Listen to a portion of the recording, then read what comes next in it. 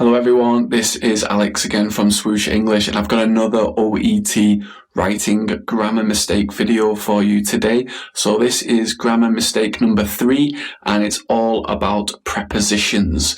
So this goes back to the general English that you learned when you're at primary school, secondary school, high school, whatever you want to call it.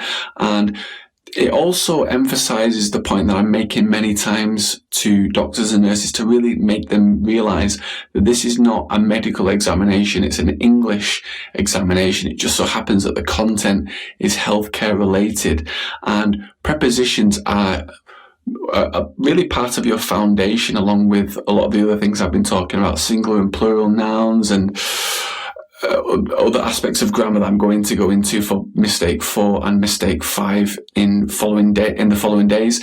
But I'm seeing this time and time again with the doctors and nurses on our OET program, where our OET UK native teachers are assessing their writing.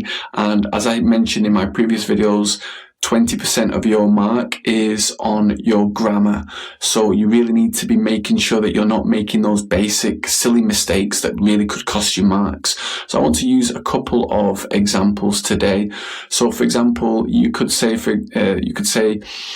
don't know, Mr. Smith is currently on medication for diabetes. Okay, so the preposition, what's the preposition in this sentence? So it's on medication. So these are also really important to assess when it comes to, this is basically a mainstay kind of phrase that you would use in essays. On medication, for example, being examined for, Mr. Smith is being examined for potential diabetes. You could say, being assessed for. So for, again, F-O-R is a preposition. So these kinds of prepositions go hand in hand with these kinds of medical related language that we're using when it comes to maybe you're writing to refer a patient to a specialist. So I mentioned in my previous video, maybe you're referring them to a specialist, like maybe a cardiologist, for example.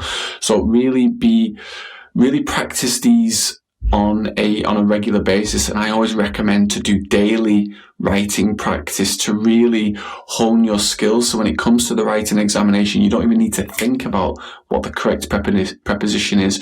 You just know it from your practice. So make sure you practice these, and if you have any questions about today's video, make sure you put it in the comments section below. But like I said, really master those prepositions, those basic prepositions. And if you have any questions at all, put them in the chat box. And if you want to get more free OET materials, make sure you go to swooshenglish.com.